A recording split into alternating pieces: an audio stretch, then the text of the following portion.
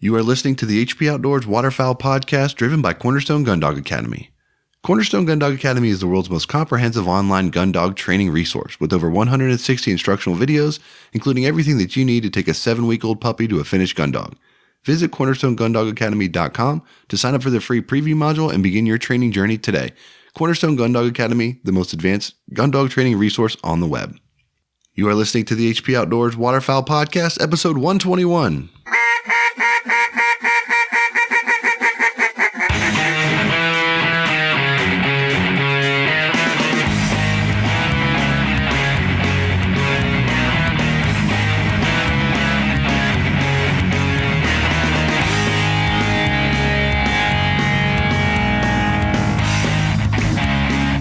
This week on the show, we're exploring the idea of the year-round hunter. We kind of talk a little bit about what we think that means and what that looks like.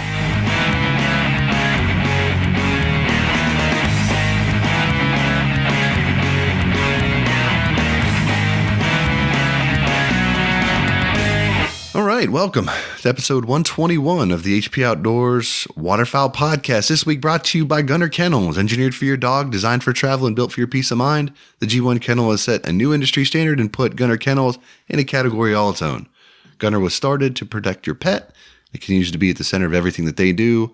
They're dedicated to building the best and safest pet travel crate on the market because man's best friend deserves man's best kennel. Check out their G1 series of kennels and accessories at gunnerkennels.com. Welcome to the show. I'm your host, Josh Palm, and I'm joined this week by my co-host, Dan Harushka. Dan, what's up? How you doing, man? I'm doing great. I got a good note for you right now. Okay, send it. It's from our masked man once again, but it's called the high protein diet. Female wood ducks must ingest 75 grams or 2.6 ounces of invertebrates to obtain enough protein and minerals to produce one egg. And to acquire these nutrients, the birds must consume more than 300 invertebrates an hour for 8 hours. Wow. That's significant. How about it? Yeah, I mean, that's no joke. You talk about needing that level of food consumption. It's no wonder that they're willing to, migrate as far as they do and leave as quickly as they do and things like that to get the food that they need. So that's kind of a staggering amount, actually.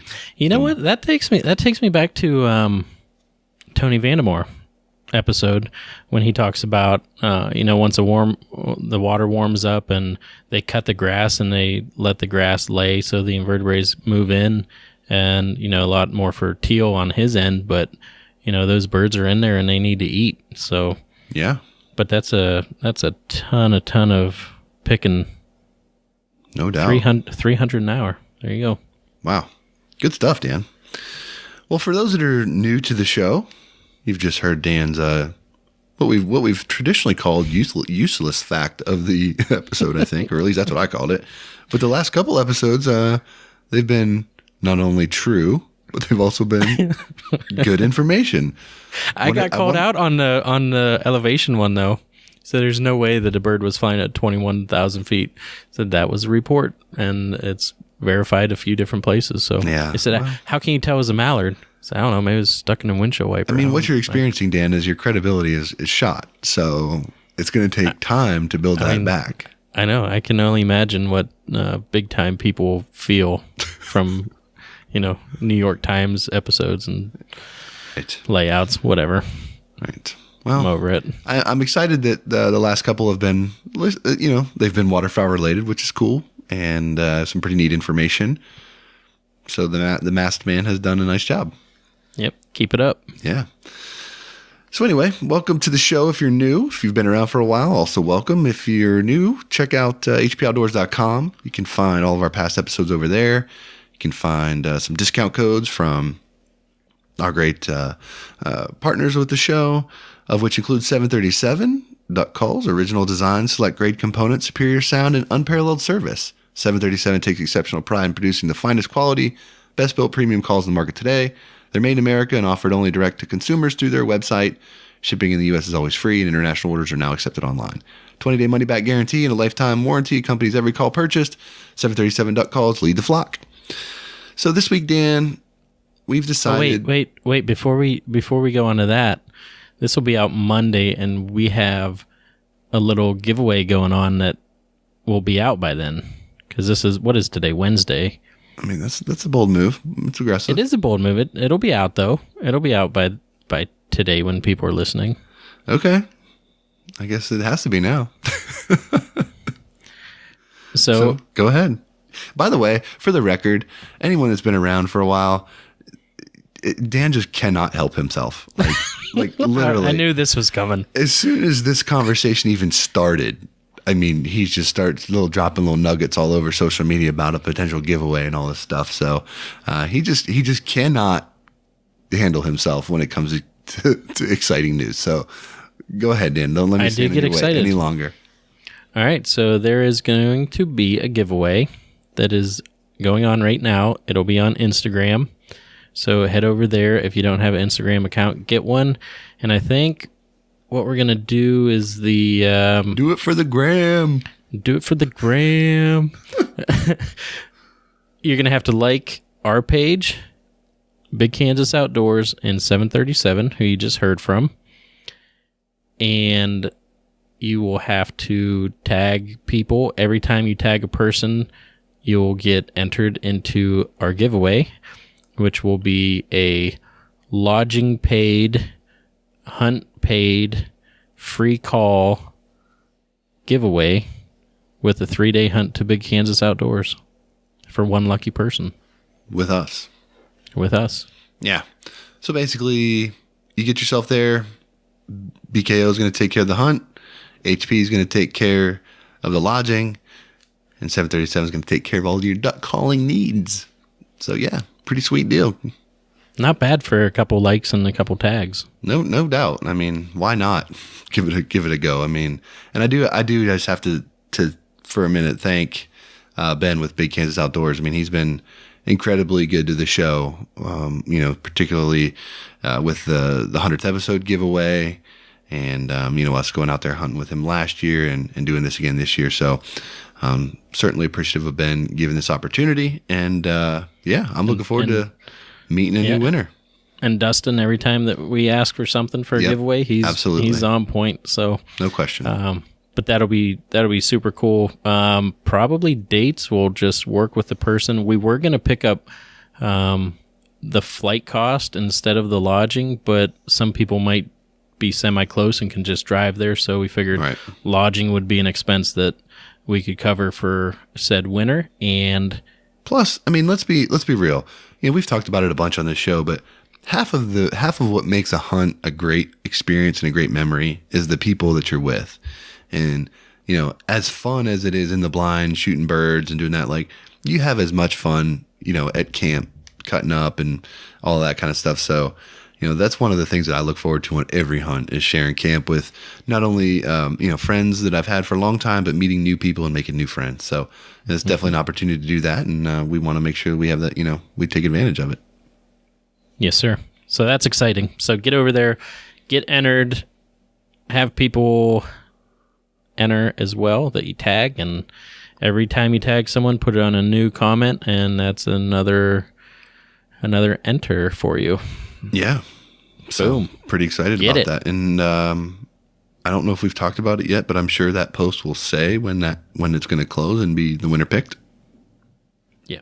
Yeah. So it'll be early March that a winner will be picked. But that kind of gets over the duck depression. It'll give someone something to look forward to, a good hunt for the coming year. And that kind of puts you right into our talk about this week. Right. This week, the topic that we wanted to cover, much like we do every week, we kind of brainstorm and we think about, all right, what can we talk about, whether it's an interview with somebody or something that we're going to do together. And for some reason this week, it just kept kind of jumping out that, a lot of people are wrapping up their season. So you're seeing this, put the decoys away and work starts for next year, posts on social and all that kind of stuff. And it got me to thinking, for a lot of guys, I think that they would probably consider hunting to be a year-round thing for them. And what I kind of thought was, I was like, but man, that probably looks really different for a lot of different people depending on their circumstances. So kind of thought it might be neat to do a little bit of a deep dive on that whole concept of the year-round hunter and what does that mean, and does it matter, and how, just kind of highlight a little bit of how us as duck hunters, we're all different in all at the same time. You know what I mean? Like, and I think we'll get into that a little bit further down the conversation. But so that's going to be the main jam for this week. But before we get into that, I wanted to bring up something that's happening in your backyard. Little Sunday hunting progress there for the Pennsylvania boys. Why don't you fill us in? Yeah, so Sunday hunting, a couple things. So this bill, Senate Bill 147, first it went to the Senate committee, and they voted on it. I think it was like 8-3 in favor of Sunday hunting, and also trespassing fines, or actually enforcing trespassing, because it's kind of a joke right now. Right. But it gives game wardens, conservation officers, the right to actually, write out fines for that, instead of having to call. Usually they'll call the state cops, and state cops won't show up, and they'll blame each other. And it's just it's been a mess with any time that I've ever seen it dealt with. So that's kind of getting taken care of. But definitely the big thing is the Sunday hunting. And we wanted to chat about that a little bit, and pros and cons. And I think you were saying that you were surprised at how many people are against it. Yeah, I am, frankly. And, maybe it's one of those circumstances where, like a lot of things, people that are unhappy with change that's coming or something like that have the loudest voice. So you're seeing more of those people voicing their displeasure with this, vice the people that are happy about it. But, I mean, I'm just surprised at how many people I've seen come out about this proposal. And, very few states are left that don't allow Sunday hunting. So this is definitely one of those laws that has been transitioned, and Virginia has transitioned here in the last several years to allowing Sunday hunting on on private land. However, you can hunt waterfowl on public land on Sundays in Virginia. Military bases, things of that nature. But I guess, I don't know, maybe military bases fall under the private land category. But regardless, it's a change that's taken place. And frankly, a lot of the concerns that a lot of people have posted that I've seen have not come to fruition here in Virginia. I also do believe that there is a separate set of circumstances for every area. So everyone's a little bit different, but there are some similarities that I think that, I think people automatically just assume the worst when it comes to change. And, I think sometimes it's founded, maybe sometimes not founded. On this one, I tend to lean that it's not founded. And I think before we even dive into anything further, at the very, very bottom line for me is I cannot ever not support more opportunities for people to pursue game in the outdoors. So I will support Sunday hunting, because particularly on private land, my goodness, like who is anyone to tell you like what you can do on your land on Sundays? Like Sunday's no different to me than Wednesday. And when you're looking at it in this context, for me, it's just another day, right? So for me, if it gets more people outdoors, if it gets more kids opportunities, I've talked about that a ton. How if my son would not have probably hunted much this year or at all, other than that one trip to Pennsylvania, if we didn't have Sunday hunting, because his Saturdays are loaded with sports, baseball, soccer, basketball, whatever. So we don't get to hunt on Saturdays together. So if it weren't for Sundays, he wouldn't have the opportunity. And, so I for that reason, I'll always support it. I do want to say one thing too, and I can't call it fake news because it was true news at the time, but the semi-autos for big game in Pennsylvania has been taken off the agenda. So that was one thing that was coming through, but that's been remiss so far. And I called you out on that. Well, yeah, not the only one. yeah, so Sunday hunting. I'm in the same boat as you, and it's very difficult to think about because you're always like, well, there's always something that you can do outdoors. You can go shoot groundhogs on Sundays. You can, crow hunt on Sundays. But really, I mean, get deep down in the sports that you really love, the goose hunting, the duck hunting, whatever it may be. It's a different ball game, and to make it worse, and like we had some exchanges on Facebook today. The time it will be different with splits, Yep. and just what will be taken from where. You're only allotted a certain amount of days, and the goose hunting now in the AP zones is getting cut to 30 days. And what I read before is that they're only going to allow one split. Or maybe it might have been 2 splits, no more than 2 splits. So, yeah, there's a lot that goes into that, and depending where you're at, there's a lot of, I could see where people would be against doing that. So, the Saturday and Sunday. I think this is a prime opportunity for Pennsylvania, for an example, to capitalize on a change and shift their season dates and leverage splits better, right? So yes, in Virginia, we can hunt 4 days of ducks in October, first week of October, 4 days, first, second week, whatever. And then it goes out until mid-November. It's out. So if you're a deer hunter, you're deer hunting, right? Or whatever it is that you're doing, fishing, trout fishing, whatever it is, you're doing other stuff. And then you get 2 weeks in that period around Thanksgiving in November, and then it goes out again for a week and a half or 2 weeks, and then it comes back mid-December, and it stays in through end of January, and then geese stay in through end of February in the residence areas. That's going to change, obviously, or mid-February. But that's going to change. But my point is, that is all with Sunday hunting, right? It's I think year in and year out, everyone says they miss the migration, but you don't want your days to be condensed. What if you were able to get your days a little more condensed, but in the back half of the year, where you have a higher likelihood of hitting the migration? And our splits seem to line up pretty good because we always tend to get a decent push of birds around Thanksgiving, and we've had opportunities to hunt those. So I think the fear of the unknown is a little bit of what's driving some of the resistance against this, probably. Mm-hmm. But if done right, it can be done well. And I can just tell you, for me, I very, very rarely get opportunities to hunt during the week. I think most people are like that. And I have family obligations, so I probably won't. I don't hunt both Saturdays and Sundays. But there are occasions when I get a chance to squeeze another morning or another couple hours on another day. And because I can do it on a Saturday or Sunday, it's an opportunity that I can take advantage of. It's you could expand opportunities on Mondays, Tuesdays, and Wednesdays all you want.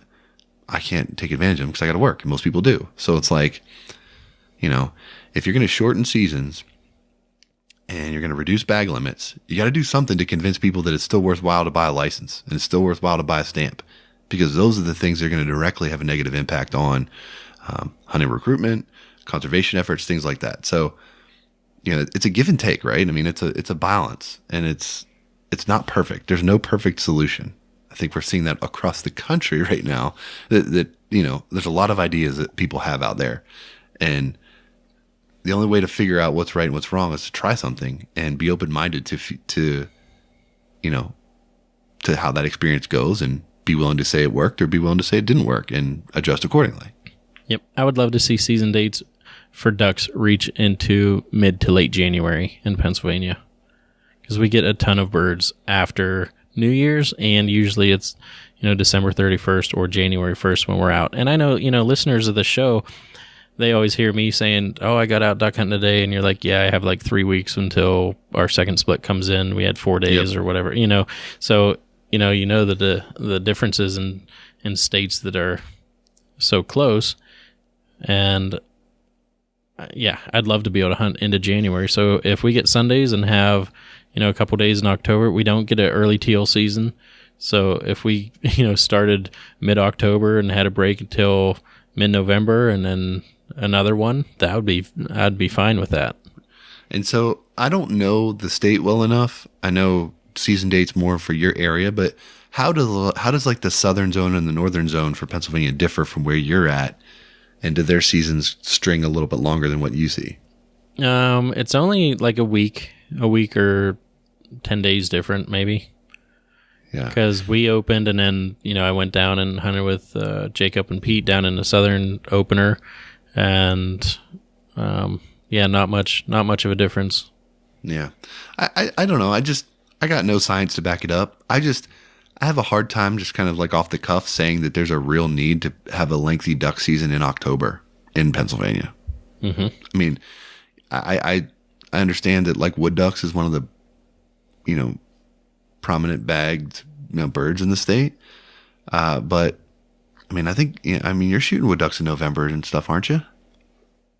Yeah, we'll kill some, and you still get some green-winged teal. But, you have to admit that our seasons seem to be getting warmer later into the year, too.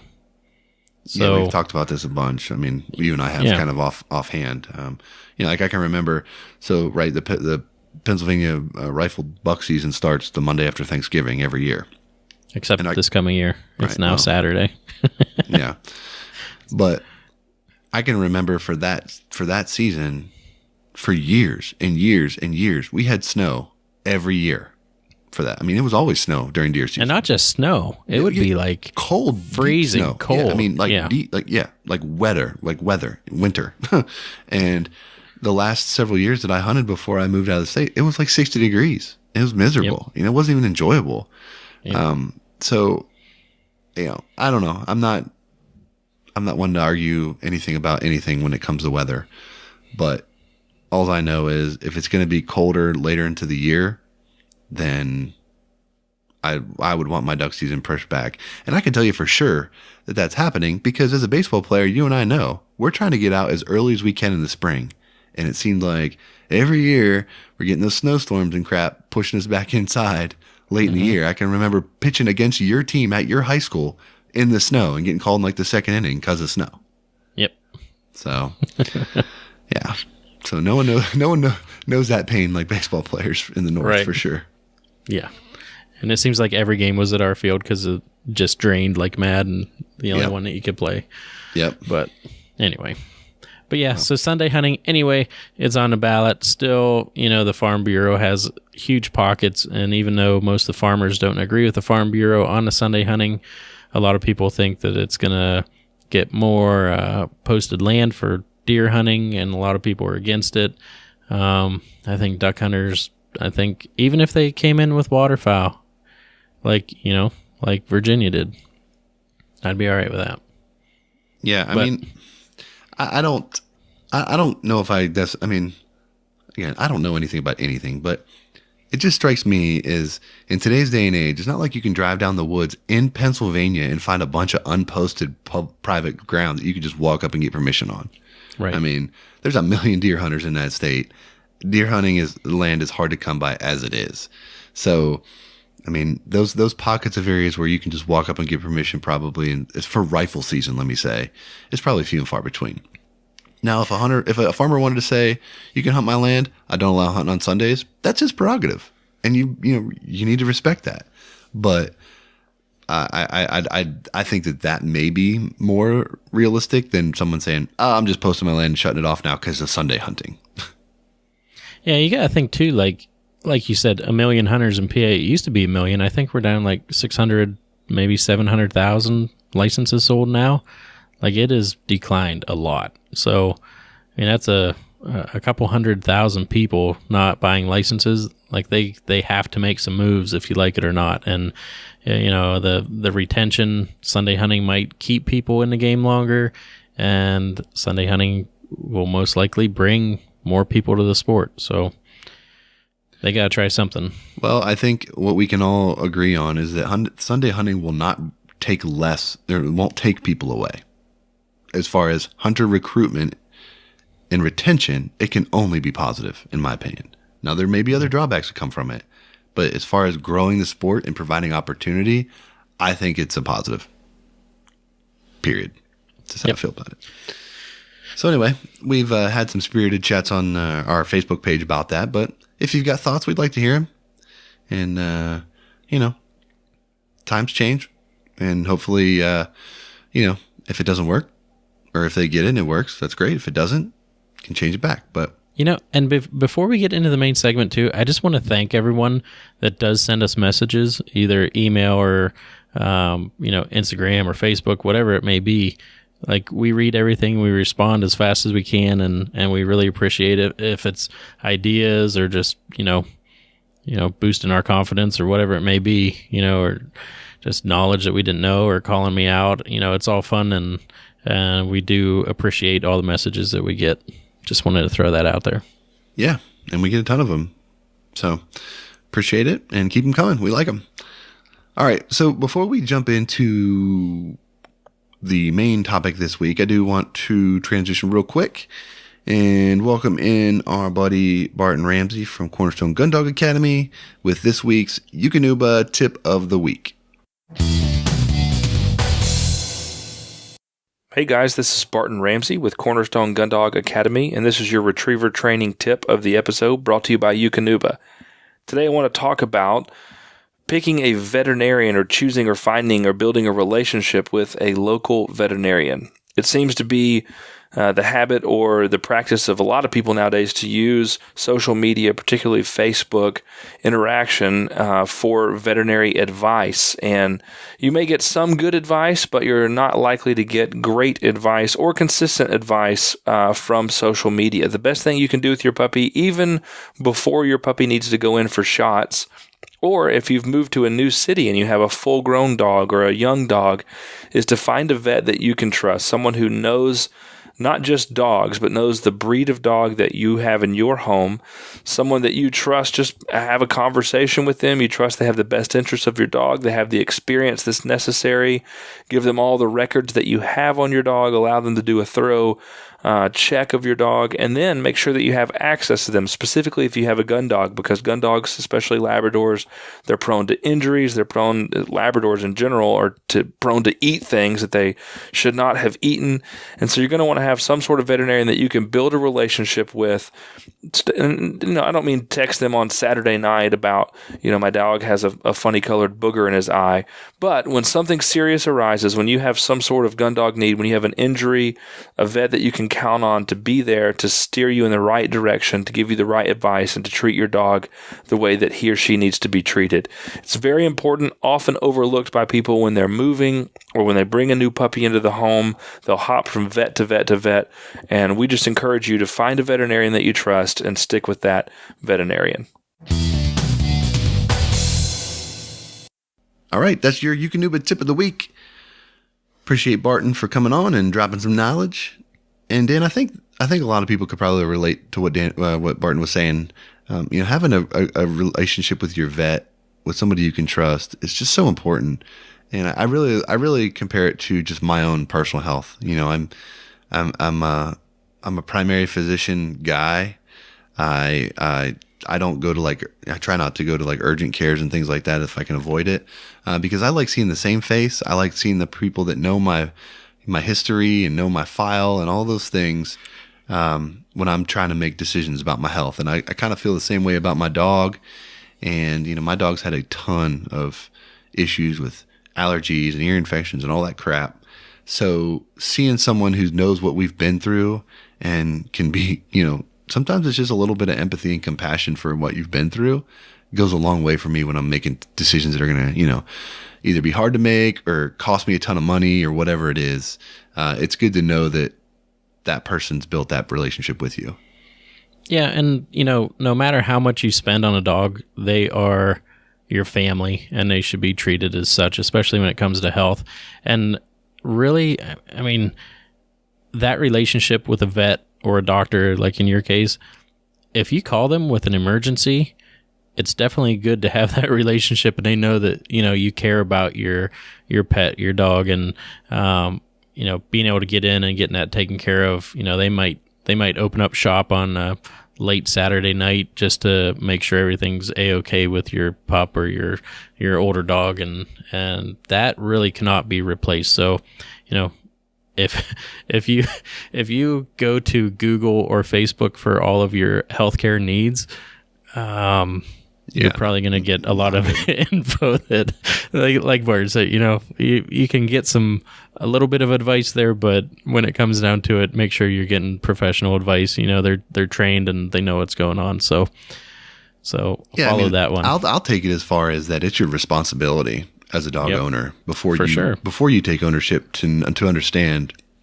that that's a requirement. And I'll go, you should have a plan in place, learn from experience, speaking firsthand.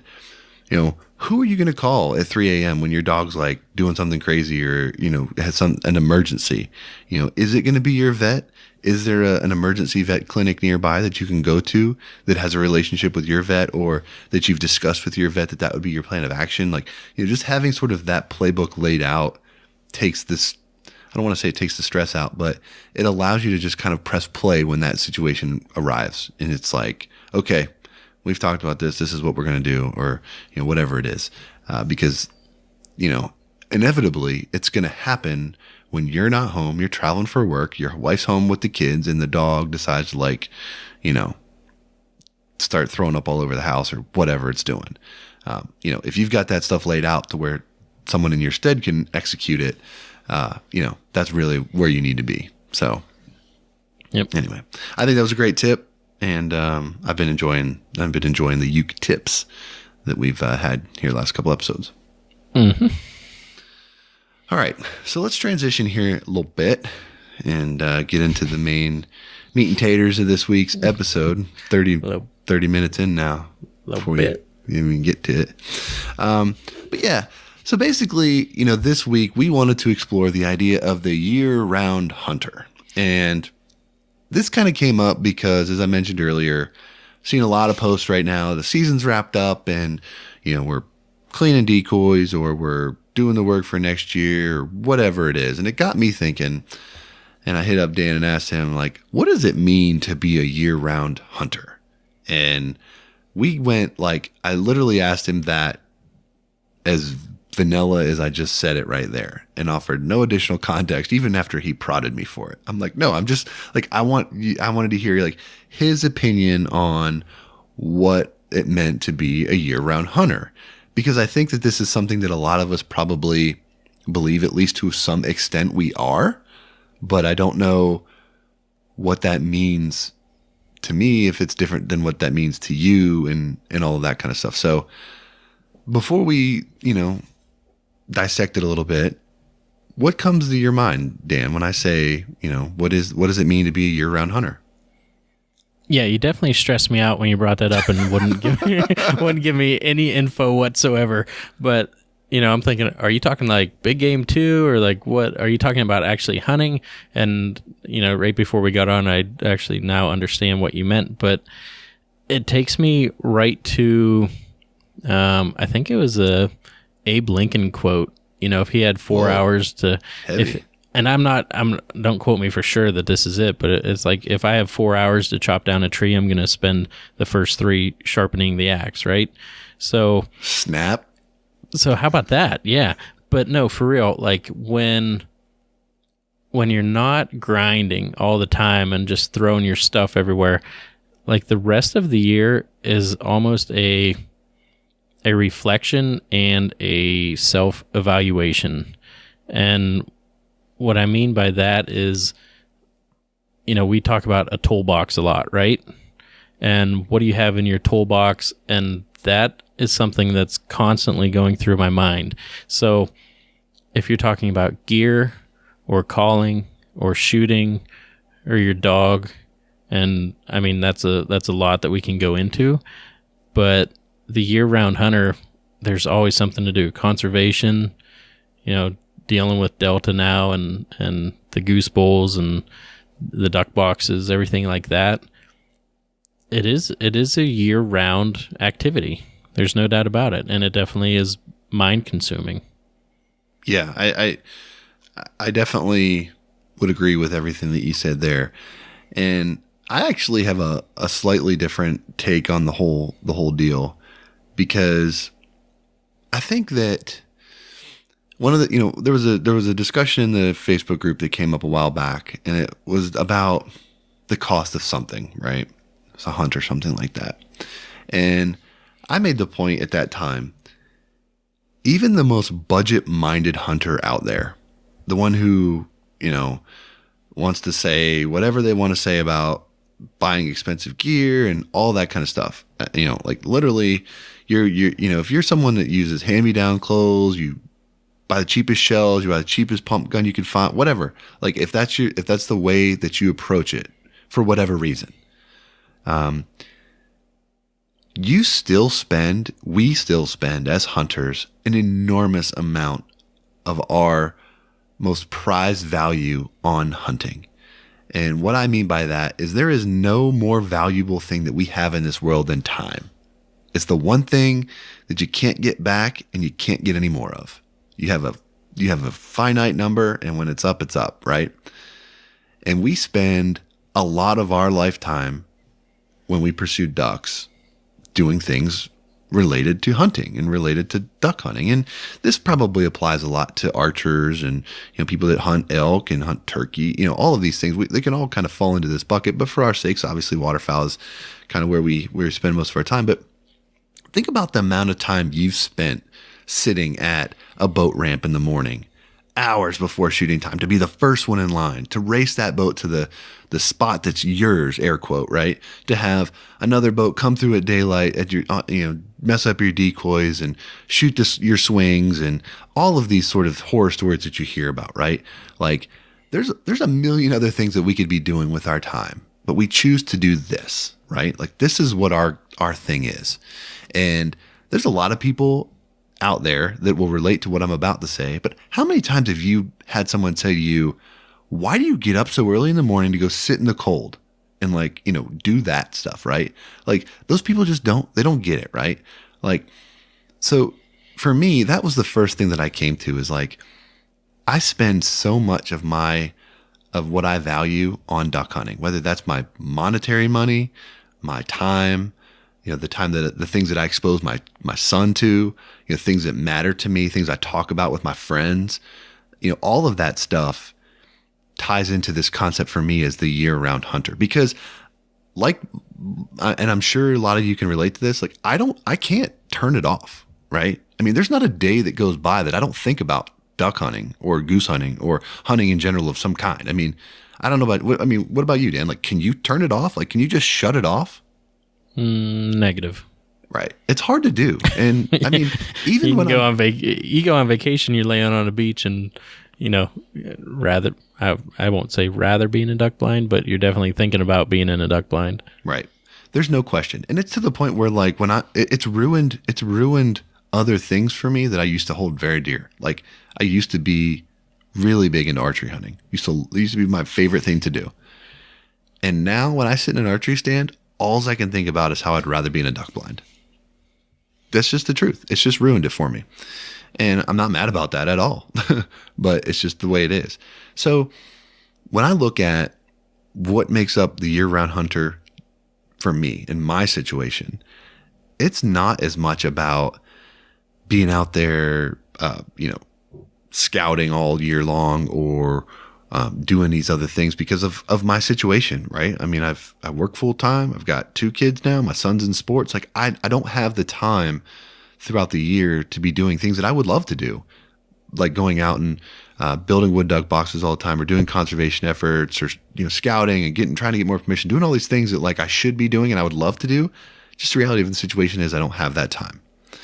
But if you're going to try to tell me that because I don't do those things all year long, that I'm any less of a year-round hunter than somebody that does, I think that would be a huge inaccuracy.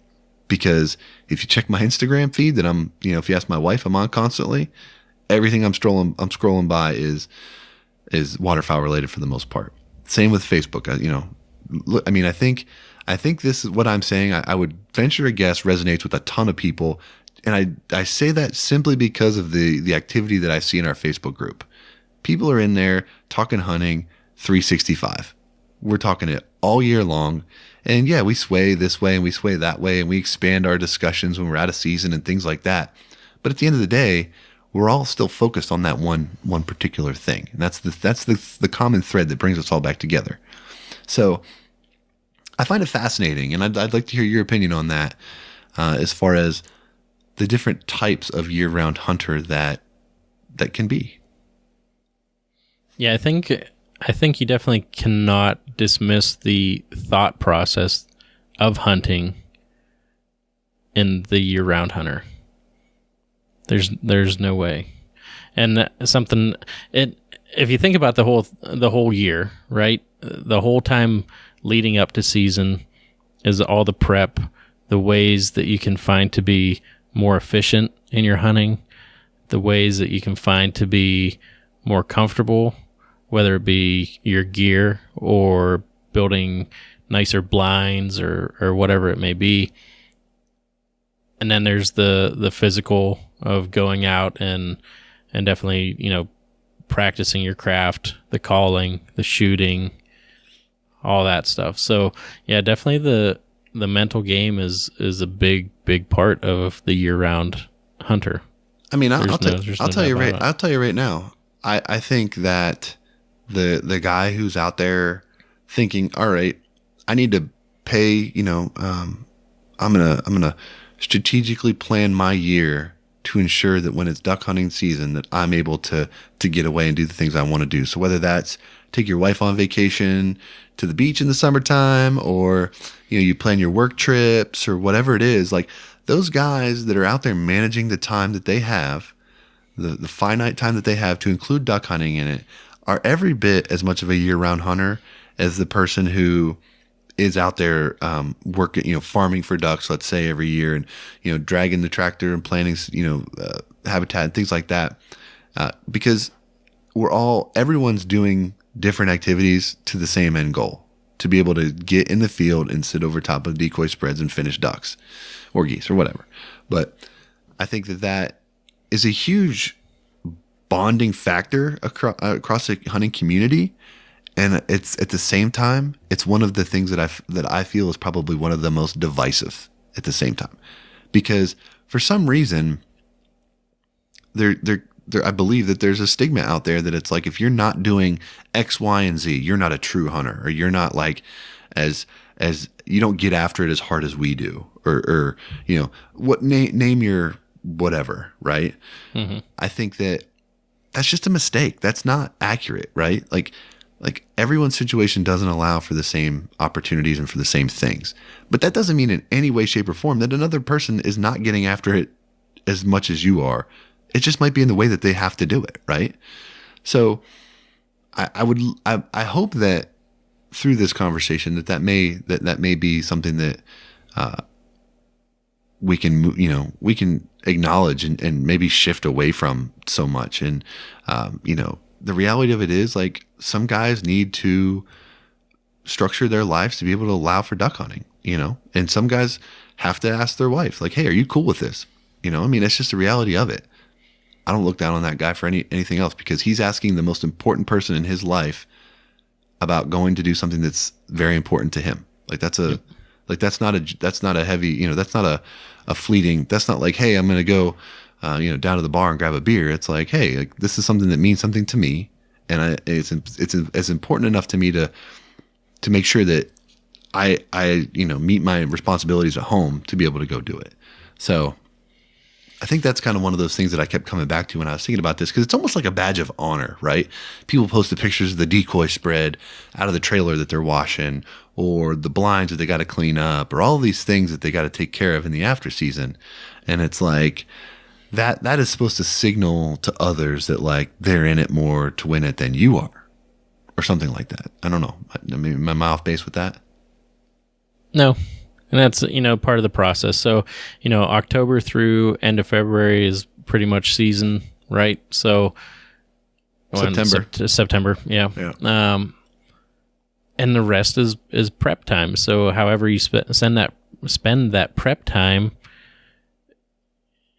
that puts you in a category, no matter what it is. And I think it goes to show that a lot more people are in the prep game than what they would think, even from our download numbers. When is our worst download numbers for the 4 years we've been doing this? During season. During hunting season. Yeah. And the rest of and it's kind of funny because you'd think, let's, keep up and see. And it's not, it's not a huge difference, but it's definitely a dip in our numbers is during hunting season. So, that in the off season, people are definitely thinking about it. They're thinking about, this might be an episode that I have thought about a lot and I'd like to learn something about it or whatever it may be. But yeah, I think you're spot on with what you're saying. Yeah. The off season, air quotes off season, allows the mind to wander. And, it seems like in the off seasons when I always like to pick up new hobbies, right? I like to get the bow back out. No, this year I'm going to deer hunt some more. I'm going to do this more. I'm going to do that more. And then duck season comes in and I'm like, yeah, I'm going duck hunting. It's like, but I'll also say that, part of being the year-round hunter for some, I think, is being able to just step away for a period of time. Mm-hmm. You read stories about these guys grinding, guiding from September, into August, September, all the way through the conservation snow season.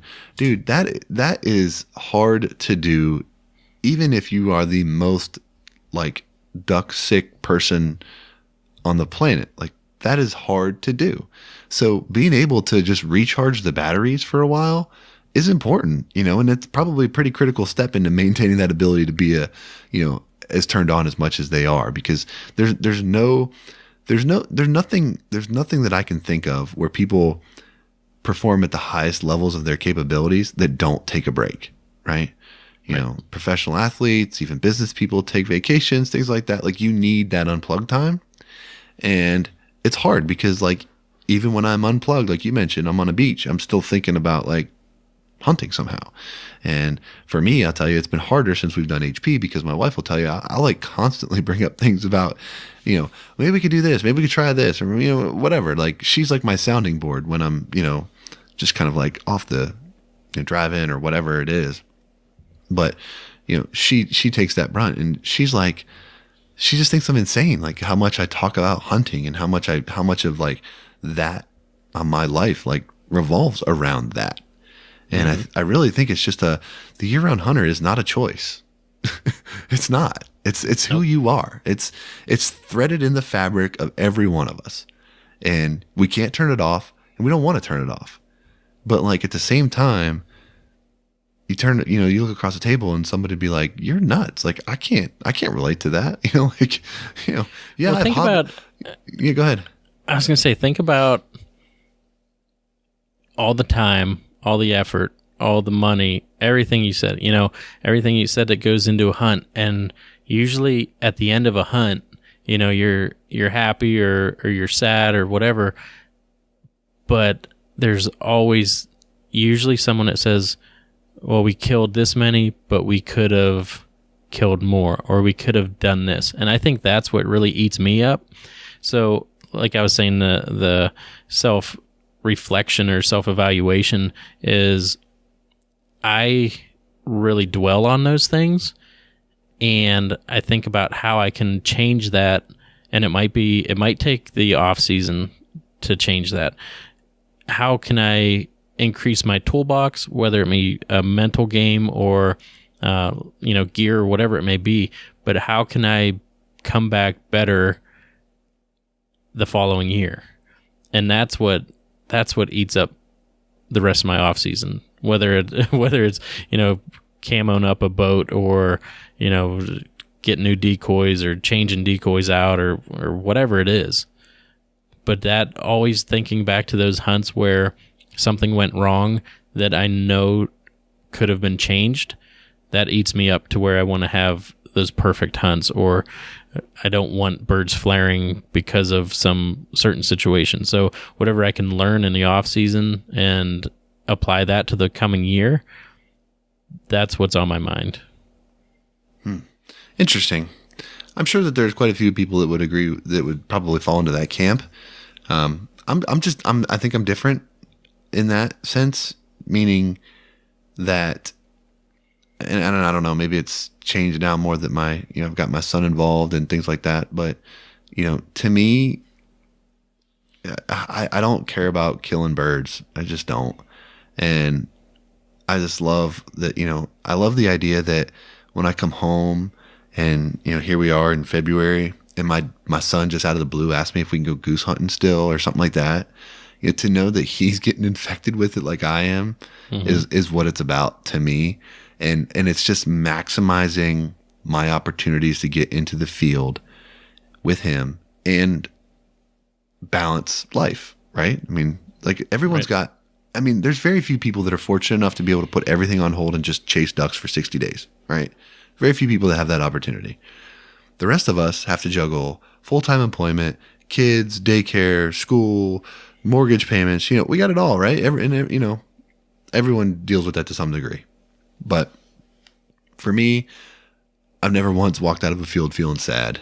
It's always just the best thing I could be doing. And it has nothing to do with pulling the trigger. Now, I look back and some of the best memories that I've had have been in a waterfowl, scenario, goose field, duck blind, whatever. And that's what fuels me. How do I continue to maximize that precious time that I have to devote towards the pursuit of waterfowl? How do I maximize that time? And how do I make sure that I'm sharing and passing along that tradition to my son? Because that's the harsh reality of it is, father time's undefeated, right? It's all kind of, at some point, all that's going to, is our legacy or whatever is going to be based on what we leave behind. And I think most people that are, fall into the bucket of hunters that we're talking about feel that it's pretty important that that piece of them is left to their kids if they're so into it or whatever. And for me, it's definitely one of the primary things. So you have the Google machine handy? I do. What is Google the stages of a hunter? I think there's like 4 or 5 stages of a hunter, right? Yeah. So you're talking like the killing stage and then the process and then yeah. I think maybe I don't know. I'm getting lots of different weird stuff here. But yeah, definitely. I think I'm still, and I made an Instagram post about this. It's the shooter stage, the limiting out stage, the trophy stage, the method stage, and the sportsman stage. So read the method stage? I don't have the whole. There's no definitions. Okay. Well, I'm sure that. Let me dig in here. Anyway, you were saying about an Instagram post you had. Yeah, and just saying, the people, the dogs, the laughs, the memories, like that's what I go in the field for. When I was saying like you leave sad or happy, I definitely don't leave sad. That time in the field is precious, like you were saying. But there's still something in me about the method and getting things right.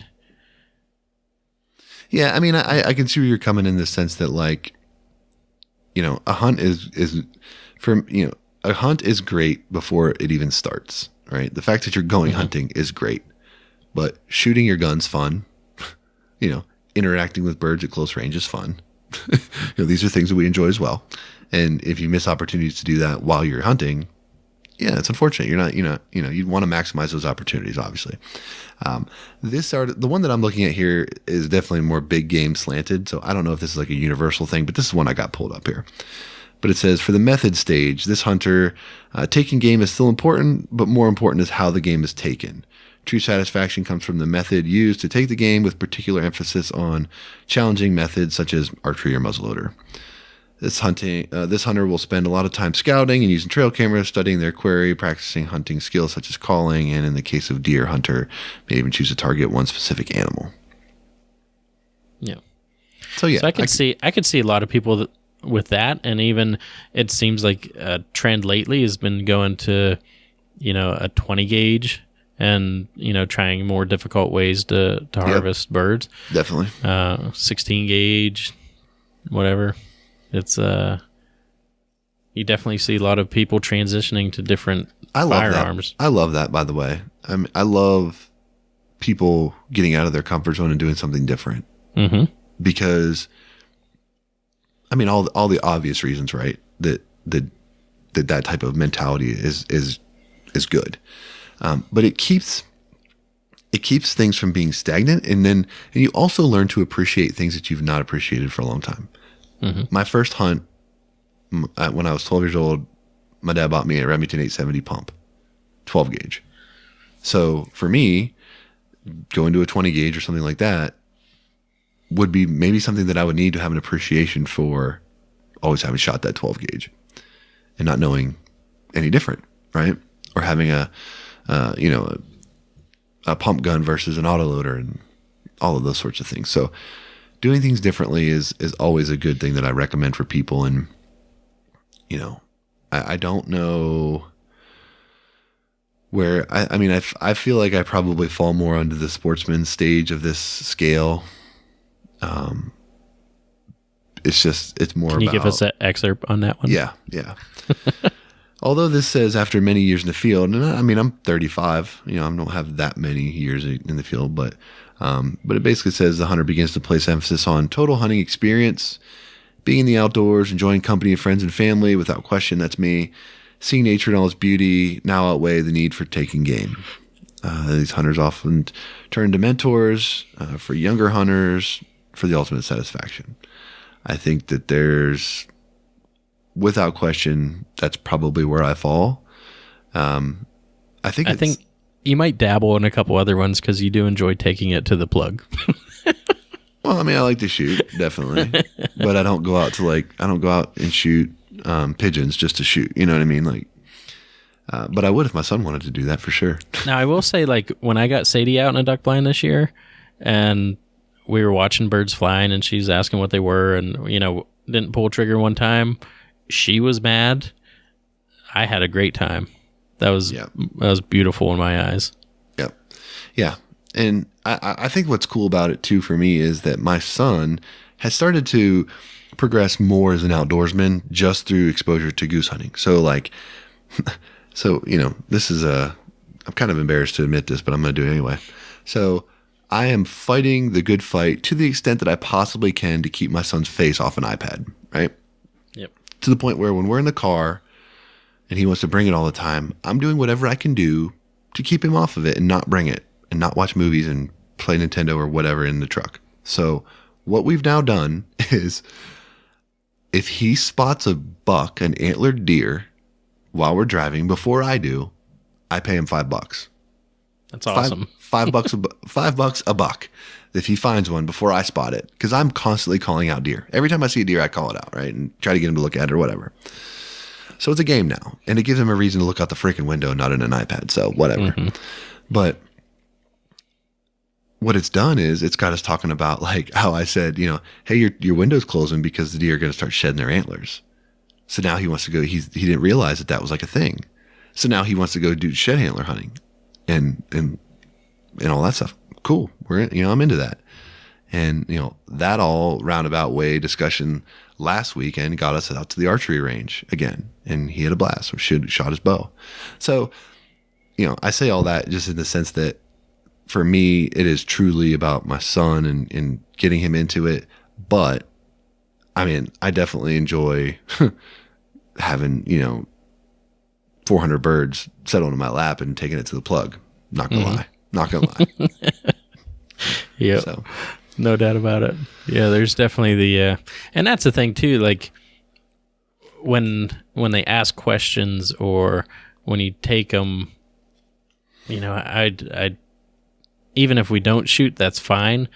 But getting some mallards to come in and drop in at 15, 20 yards and taking a shot, and that experience, just being able to work everything perfectly is part of that I want to be able to show. So yeah, I relate it to sports, baseball, basketball, whatever. My basketball team right now got 4 in a row wins where we've made an incredible turnaround. And I tell the kids in the beginning, comeback coach of the year. Yeah, right. In the beginning of the year when we were struggling, I said, hey, we're here to have fun. We're here to work hard, get better, be a team, all these sort of things that you say when you're losing.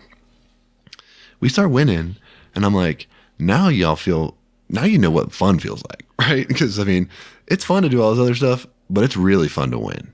And it's the same. It's the same in hunting. You know, I mean, I love watching the sunrise. I love setting decoys. I love tinkering with gear. I love it all of it.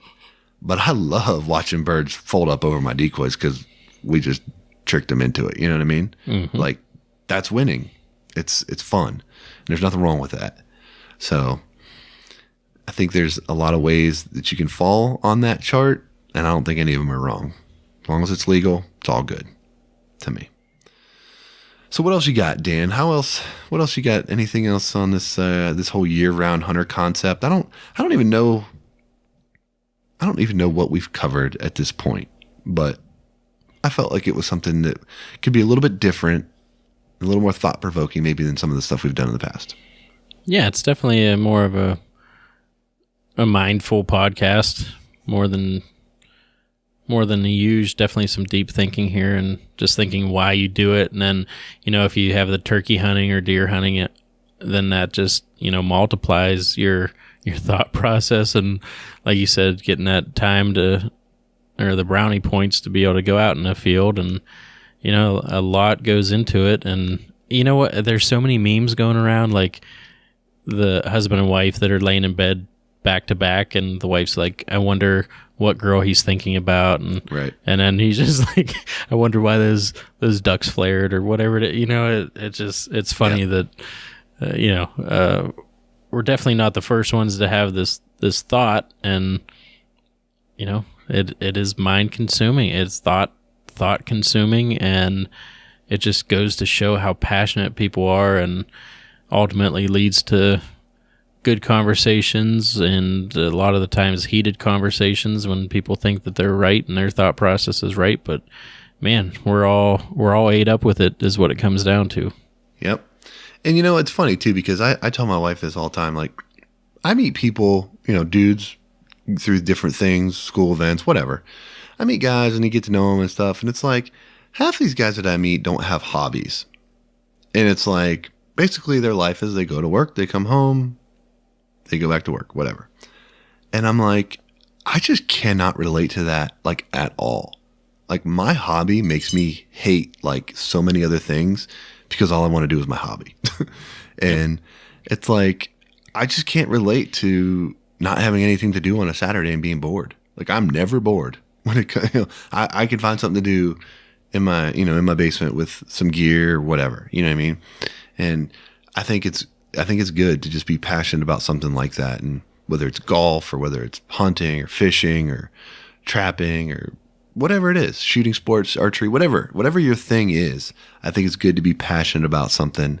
And, I feel blessed that for me, it's waterfowl hunting. So I think we've probably beat this topic up enough. I was going to say, I think it shows that we're ate up with it, because this is our 4th year of doing this show. And we think about it a lot. Right. So. Yeah, that's fair enough. Fair enough. All right. Well, hopefully that was, I don't know, something for somebody. What else you got for me here? Nothing, man. It's weird weather. It's raining all day today, February 6th, and can't believe we made it this long with the weather report. I know. No snow on the ground, because my whole yard was about an inch of water just running off the hill. And, it's just weird. It's going to get cold again. Nights are going to get cold, and then we'll see. Groundhog Day, he didn't see his shadow. It means early spring, right? Maybe? Allegedly, yeah. Yeah. I mean, it was 65 degrees here yesterday, so yeah. Felt like spring. And now I got a cold. My nose is stuffed up. Freaking irritating. Yeah, you've done pretty well. No sniffles through an hour. I've just let the snot just run down my face, essentially. Just in your beer. Pretty gross. Yeah. So, man, it's all good. That was a good conversation, and definitely, I mean, that's all you see is get ready for next year. And I spent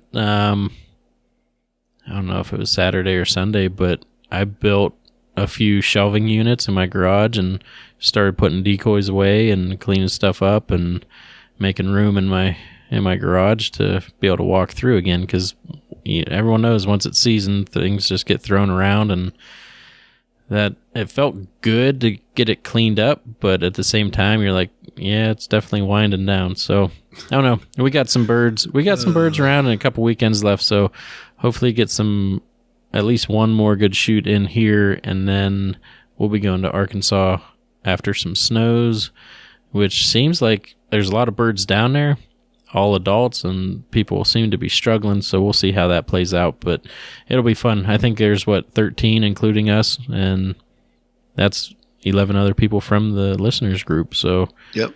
That's going to be fun. That is going to be a fun time. Yeah, that'll be neat. Looking forward to it for sure. That'll be neat. Yeah, pretty neat. All right, man. You got anything else? One last thing you want to throw at me here before we wrap this up? I'm just trying to think, but I think I'm thought processed out right now.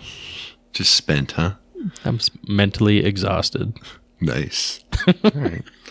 All right. Well, before we get out of here, I just want to take a minute to thank Gunner Kennels, 737, and Cornerstone Gun Dog Academy, the world's most comprehensive online gun dog training resource. They've got over 160 videos, including everything that you need to take a 7-week-old puppy to a finished gun dog. Visit cornerstonegundogacademy.com to sign up for their free preview module and begin your training journey today. Cornerstone Gun Dog Academy, the most advanced gun dog training resource on the web. All right, that does it for episode 121. Hopefully you enjoyed our brief little chat about Sunday hunting and then our thoughts on the concept of the year-round hunter. If you're new to the show, you can head over to hpoutdoors.com, check out all the past episodes. You can also find us on iTunes or anywhere else quality podcast content can be found. Hit us up on social media, Facebook, Twitter, and Instagram. Join our Facebook listeners group if you're on Facebook, and come in and chat with a bunch of like-minded listeners like Dan and myself. So, all right, for next week, till next week, for Dan, I'm Josh. Take care.